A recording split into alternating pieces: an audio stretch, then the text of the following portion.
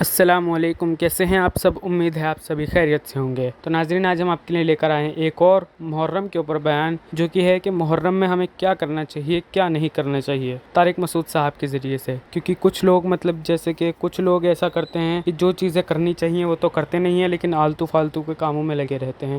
تو اسی کے مفہوم سے یہ بیان لے کر آئے ہیں آپ کے لیے، تو آئیے جانتے ہیں۔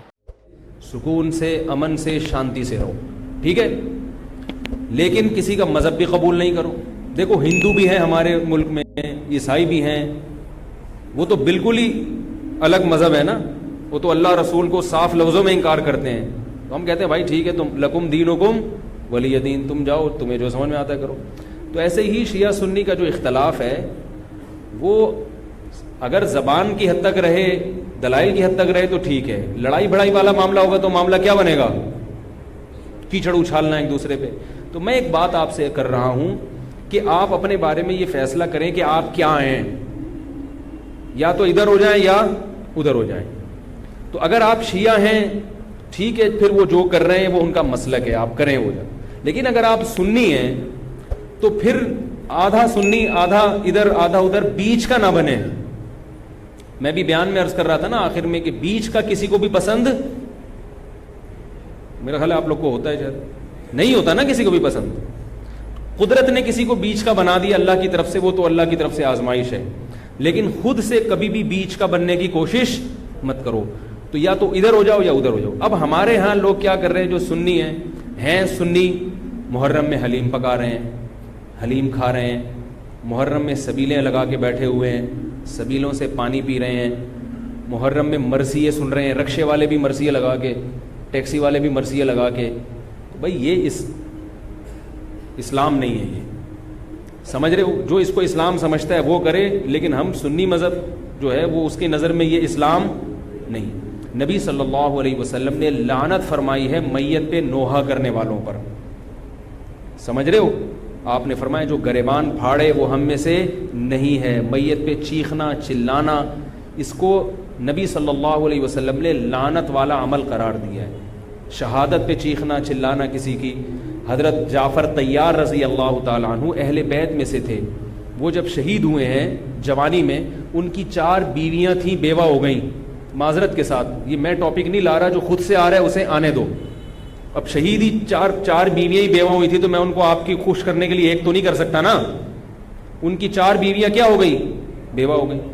تو جب ان کے گھر میں اطلاع ملی ہے کہ آپ کے جوان شوہر شہید ہو گئے، تو ان کے رونے کی آوازیں آئی ہیں، چیخنے چلانے کی آوازیں آئیں۔ آپ صلی اللہ علیہ وسلم کو اتنا غضب آیا، آپ نے فرمایا کہ جاؤ خاک پھینک کر آ جاؤ ان کے منہ میں، اب ان سے کہو کہ اپنی آوازوں کو پس کریں۔ حضرت جعفر طیار بھی اہل بیت میں سے تھے، نبی کے سگے چچا کے بیٹے تھے۔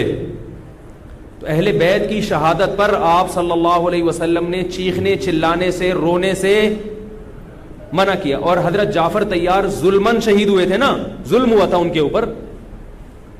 تو اسی طرح ہم یہ کہتے ہیں کہ جیسے حضرت جعفر طیار اہل بیت میں نبی کے سگے چچا زاد بھائی، حضرت حسین نبی کے نواسے، تو جیسے حضرت جعفر طیار کی شہادت پہ چیخنے چلانے والے کو نبی صلی اللہ علیہ وسلم نے پسند نہیں کیا، حالانکہ ان کی بیویوں کا رشتہ، بیوی کا جتنا قریبی رشتہ اپنے شوہر سے ہوتا ہے، اتنا قریبی رشتہ ہمارا حضرت جعفر طیار یا حضرت حسین سے نہیں ہے۔ رشتہ یقیناً ہے، مگر اتنا قریبی نہیں جتنا بیوی کا ہوتا ہے، اولاد کا ہوتا ہے۔ تو جب بیویوں کو رونے کی اجازت نہیں ہے، جو سب سے زیادہ متاثر ہوئی ہیں، تو ہم اور آپ کو حضرت حسین کی یاد میں چیخنے چلانے کی اجازت کہاں سے ہوگی؟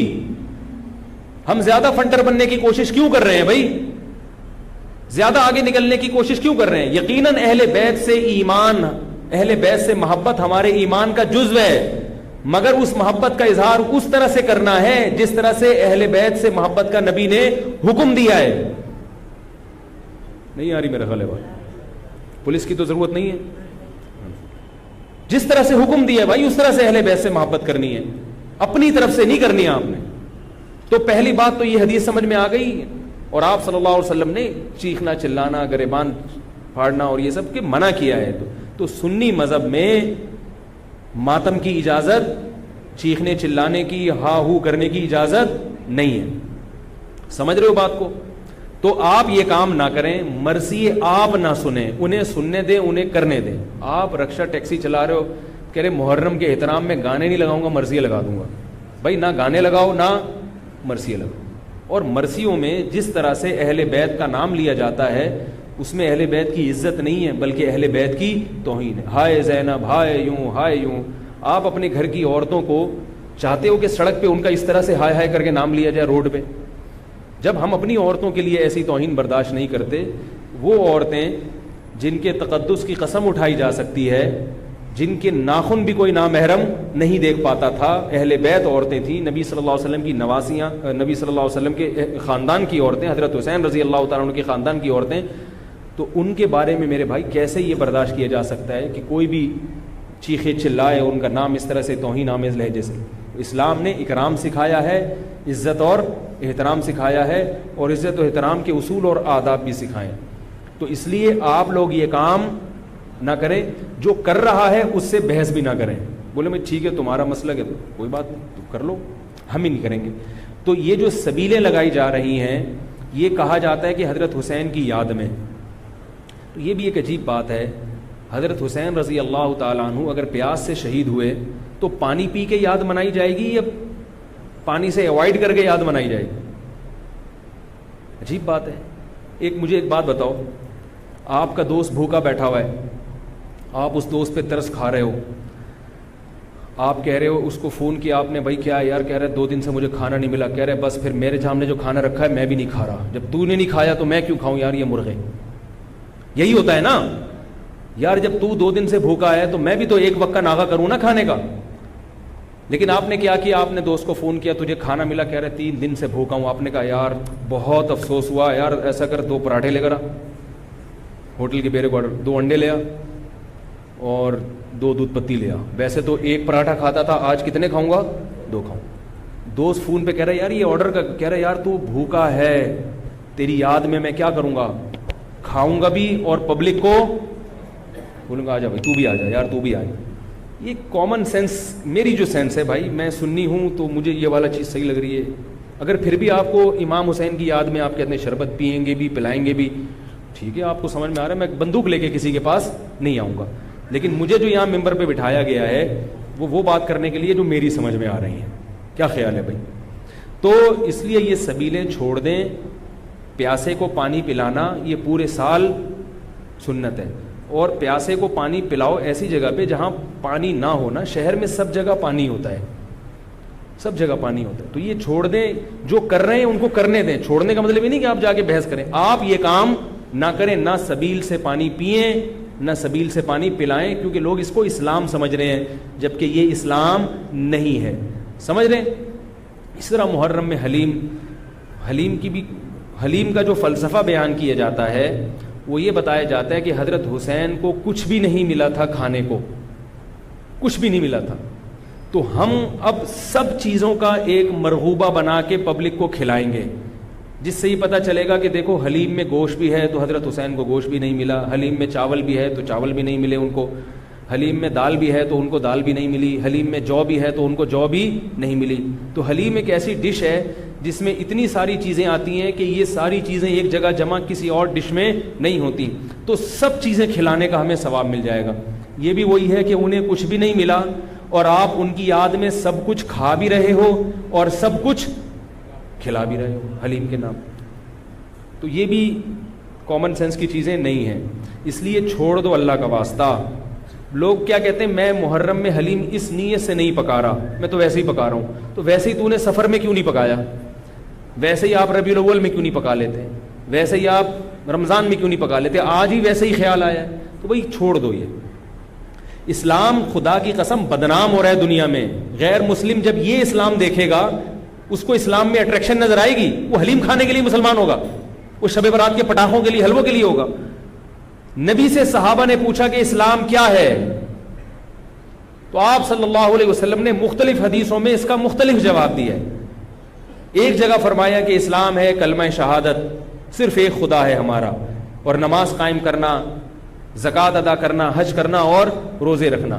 ایک جگہ فرمایا اسلام یہ ہے کہ تم غربا کا خیال کرو, ان تطعم الطعام, لوگوں کو کھانا کھلاؤ. یہ مطلب نہیں حلیم کھلاؤ, کھانے کا مطلب یہ کہ لوگوں کی بنیادی ضرورتیں سارا سال پوری کرو. اس کو سفر میں ضرورت ہے تو محرم کا انتظار جب غریب کو موقع ملے کہ بھی دیکھو محلے پڑوس میں رشتہ داروں میں کوئی غریب ہے اس کا خیال کرو. آپ سمجھ میں نہیں آ رہی میرا خیال ہے. اچھا تو اسی طرح جو میں نے عرض کیا آپ کو, یہ جو قصے کہانیاں ہیں کربلا سے غیر ضروری واقعات, یہ میں نے بتایا کہ غلط ہوتے ہیں, ان کو بھی نہ سنا کریں آپ. ان کے غلط ہونے کی ایک دلیل تو میں بیان سے پہلے دے چکا ہوں. ایک اور دلیل کہ جو خطیب لوگ چاہے وہ شیعہ ہوں یا بعض سنی, سب میں ہیں ایسے لوگ, تو یہ غلط ہونے کی بڑی دلیل ایک اور یہ بھی ہے کہ اگر یہ قصہ خطیب لوگ جو حقیقی واقعہ ہے وہ بیان کرتے تو ایک ہی قصہ کئی بار انسان سن نہیں پاتا. نہیں آ رہی بات بھائی؟ یہ قصہ اب جیسے میں نے یہ قصہ آج بیان کر دیا, واقعہ بیان کیا, اب میں دوبارہ یہ واقعہ بیان کروں تیسری, آپ بولو گے یار تھک گئے مولوی صاحب, ٹاپک چینج کرو.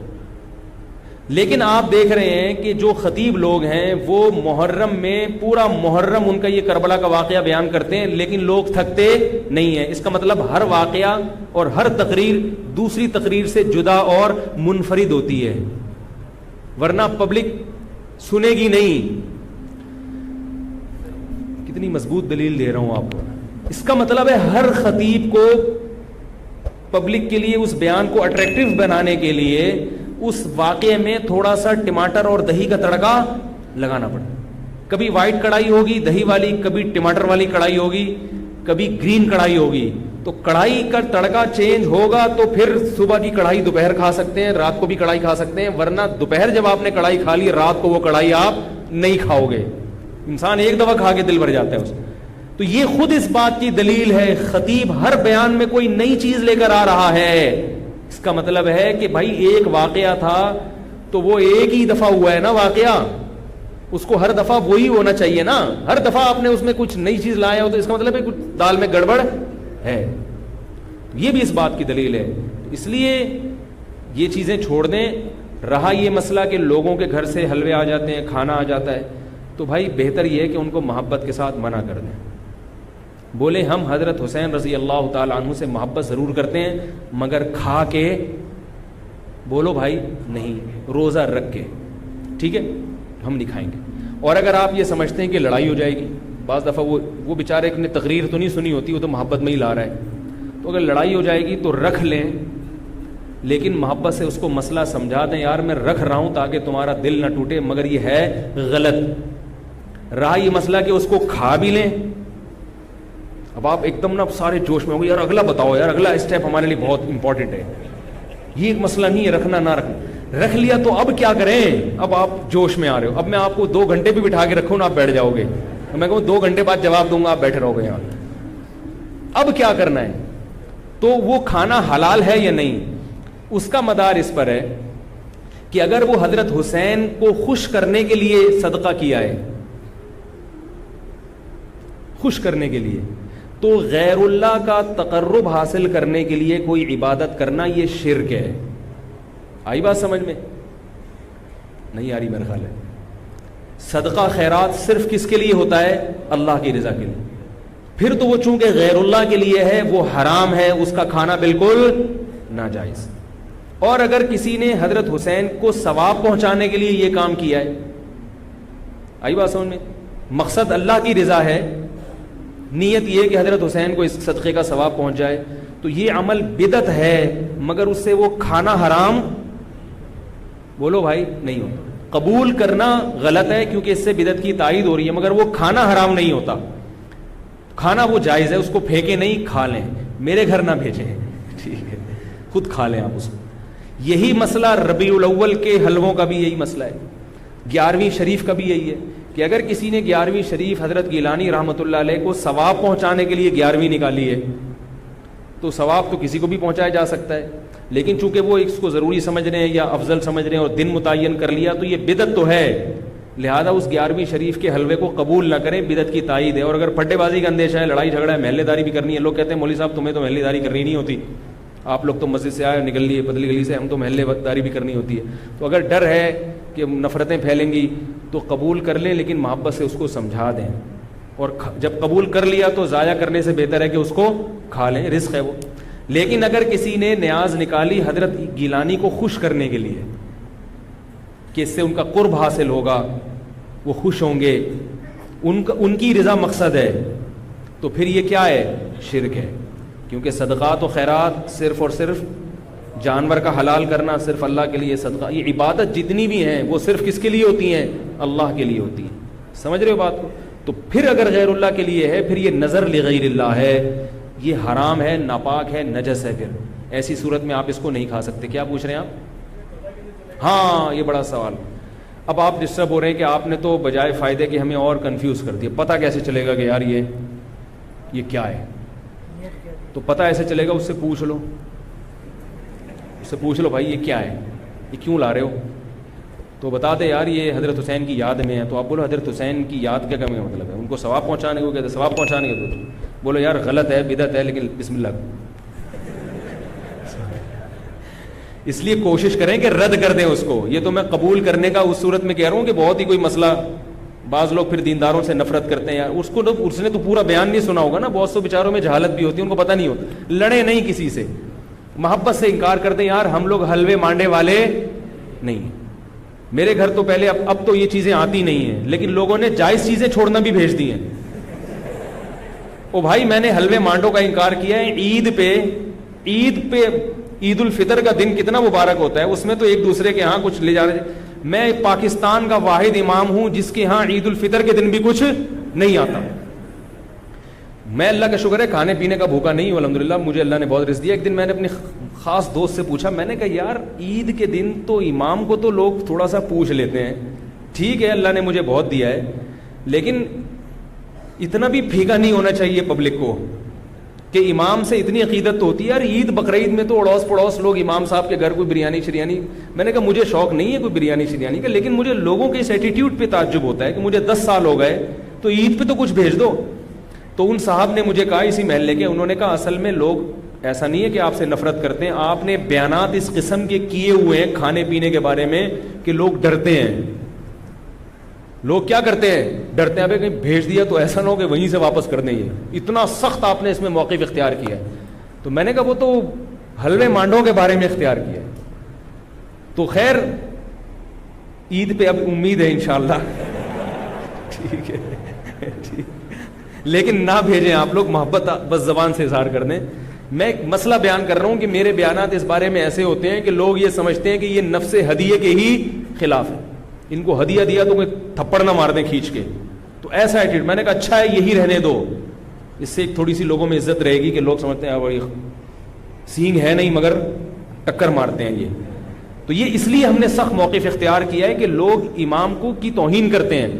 اب ایک صاحب کے ابا کا انتقال ہو گیا، ہر جمعرات کو میرے گھر کوفتے، انڈے آلو اور کوفتے لے کر آ رہے ہیں. ہم تو جمعراتی مولوی ہیں نہیں، مجھے یہ پتہ ہی نہیں تھا کہ آج جمعرات ہے. میں نے کہا چلو بیچارہ عقیدت محبت میں لا رہا ہے تو میں رکھ لیتا تھا. گھر والوں نے پھر جب ہر جمعرات کو ہونے لگا تو گھر والوں نے جمعرات کو رات کو کھانا پکانا ہی چھوڑ دیا. انہوں نے کہا یار جب آ ہی جاتا ہے تو میں نے کہا چلو ٹھیک ہے اللہ دے رہا ہے. بیچارہ ہے بھی عقیدت محبت میرا نمازی تھا. کوفتوں کا ٹائٹ قسم کا بڑا مزیدار سالن آ رہا تھا. ایک دن مجھے خیال ہوا کہ یار کچھ دن پہلے ان کے ابا کا بھی انتقال ہوا ہے اور یہ جمعرات بھی ہے، ایسا تو نہیں ابا کے ثواب کے لیے مجھے کھلا رہے ہوں. میں نے ان سے پوچھا یہ آپ اپنے ابا کو ثواب پہنچانے کے لیے مجھے کھلا رہے ہو؟ انہوں نے کہا جی. میں نے کہا یار آپ مجھے ایک بات بتاؤ کہ آپ کے دادا کا جب انتقال ہوا تھا تو آپ نے اپنے ابا کو کبھی گفٹ دیا یا کھانا کھلایا؟ تو اس لیے کھلائے نا کہ وہ آپ کے ابا ہیں. اگر ابا کو کسی دن آپ نے کھلایا، ابا پوچھے بیٹا کیوں کھلا رہے ہو؟ آپ کے ابا دادا کا انتقال ہوا ہے ان کے ثواب کے لیے آپ کو کھلا رہا ہوں. ابا کو غصہ آئے گا کہ نہیں آئے گا؟ او بھائی ابا کو جو کھلایا جاتا ہے اس لیے نہیں کہ دادا کی موت واقع ہو گئی، ابا کو اس لیے کھلایا جاتا ہے کہ وہ ابا ہیں. نہیں آ رہی بات سمجھ میں؟ آپ اپنی منگیتر کو ایزی لوڈ کرا رہے ہو 500 کا، وہ کہے بھائی کیوں کرا رہے ہو؟ اصل جواب یہ کہ بھائی اول تو غلط ہے یہ ایزی لوڈ نہ کرایا کریں، لیکن جو آج کل عرف چل رہا ہے آپ کیا کہو گے؟ بھائی ایک تعلق ہے، ایک محبت ہے، میں چاہتا ہوں یہ رشتہ نہ ٹوٹے، یہ کہو گے نا. اگر آپ نے کہا میری چونکہ دادی کا انتقال ہوا ہے تو چونکہ ان کو ثواب پہنچانے کے لیے کوئی غریب مسکین بھیکاری مل نہیں رہا تھا تو میں نے کہا تم ہی ہو غریب تو چلو میں تمہیں 500 روپے کا بیلنس لوڈ کرا لوں، اس کو غصہ آئے گا کہ نہیں آئے گا؟ اگر اس میں غیرت ہوگی تو غصہ آئے گا. تو یاد رکھو عزت دار، جس کو عزت دار، میں نہیں کہہ رہا میں عزت دار ہوں، لیکن جس کی کو آپ عزت دار سمجھتے ہو اس کو ہدیہ دیا جاتا ہے, اس پہ صدقہ نہیں کیا جاتا, ثواب پہنچانے کے لیے نہیں, ہدیہ دیا جاتا ہے اس کے اکرام کے لیے, اس سے محبت بڑھانے کے لیے, اس سے تعلق بڑھانے کے لیے. تو علماء کو ہدیہ دیا کرو, ثواب کی نیت سے نہیں, محبت کی نیت سے. ثواب غریبی میں خود بخود ملے گا, نہیں آ رہی میرا خیال ہے, ثواب خود بخود غریبی میں مل جائے گا. تو میں نے ان سے کہا کہ بھائی یہ کوفتے کسی غریب کو کھلائے, میں اللہ کا شکر ہے غریب نہیں ہوں, کسی غریب کو صدقہ کر دیا کرے ابا کے ثواب کے لیے. آئندہ مجھے اس گلی میں آپ کوفتے لے کر گھومتے ہوئے نظر نہیں آئے, ٹھیک ہے, آئندہ نہیں نظر آئے. تو یہ ایک صدقہ اور ہدیے میں فرق ہے کہ ہدیے میں سامنے والے کی عزت ہو, تبھی ہدیے میں بہت عزت احترام کے ساتھ کہ قبول کر لیں تو بڑی نوازش ہوگی آپ کی. اور ہدیہ مالدار علماء کو بھی دیا جاتا ہے, بلکہ مالدار علماء کو ہدیہ دینا زیادہ ثواب ہے, کیونکہ اس میں ان کی بے عزتی کا پہلو بالکل بھی نہیں ہوتا. ہمارے حضرت فرمایا کرتے تھے مالدار عالم کو ہدیہ دینا زیادہ ثواب ہے, اس لیے کہ اس میں اس کی بے عزتی کا بالکل بھی آپشن نہیں ہے. وہ کبھی بھی آپ اس کو یہ نہیں دکھا سکتا ہے کہ میرے ٹکڑوں پہ پل رہا ہے, وہ کہے گا میرے پاس اللہ کا ہدیہ تم سے زیادہ ہے. تو کہاں سے کہاں بات چلی گئی. تو ایصال ثواب کے لیے کھلانا تو یہ بھی توہین ہے. تو اگر کوئی پیرانے پیر کی نیاز نکال کے آپ کے گھر میں لا رہا ہے ان کو ثواب پہنچانے کے لیے, تو اس میں آپ کی بے عزتی بھی ہے. اس میں آپ کو یہ ثابت کرایا جا رہا ہے کہ آپ چونکہ محلے میں سب سے غریب ہیں, ان کو ثواب پہنچانے کے لیے مجھے آپ سے زیادہ کوئی مستحق نظر نہیں آیا, میں نے کہا چلو بسم اللہ. تو آپ کہیں بھائی ہم غریب نہیں ہیں, ہم ہدیہ قبول کرتے ہیں, صدقات و خیرات قبول نہیں کرتے. اگر غریب ہوں تو بھی یہ کہہ دیں کہ غریب نہیں ہے. اپنی غربت بیان کرنی ہے تو اللہ کے سامنے بیان کرو نا, پبلک کے سامنے کیوں بیان کرے آپ؟ کیا خیال ہے؟ غریب ہو کے بھی آدمی رہے ایسے جیسے اس سے بڑا. ہمارے حضرت بہت مسکین تھے, غریب تھے 60 سال کی عمر تک, لیکن فرماتے میں رہتا ایسے تھا, پبلک سمجھتی تھی اس محلے میں ان سے زیادہ پیسے والا کوئی ہے ہی. لوگ کہتے ہیں مجھ سے آ کے قرضے مانگتے تھے, ایسی شان کے ساتھ انہوں نے. مولوی تھے, مولوی ایسے ایسے مولوی بھی ہیں مارکیٹ میں, دیکھو آپ, مولوی تھے مگر ایسے رہتے تھے, کہتے ہیں لوگ مجھ سے آ کے قرضے مانگتے تھے. تو اپنے بارے میں فیصلہ کریں کہ ادھر ہیں یا ادھر. اگر سنی ہیں تو مرثی سننا چھوڑ دیں.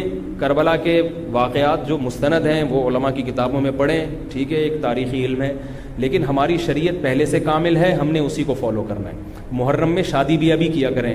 محرم میں شادی کے بہت سارے فائدے ہیں. ایک یہ کہ برکت ہوگی انشاءاللہ, محرم کا مہینہ ہے. دوسرا فائدہ یہ کہ بدعت کی, جو لوگ سمجھتے ہیں محرم میں شادی غلط ہے تو بدعت کی مخالفت ہوگی, اس کا الگ سے ثواب ملے گا. تیسرا فائدہ یہ کہ محرم میں شادی ہال سستے ہوتے ہیں, سستے میں شادی ہو جائے گی.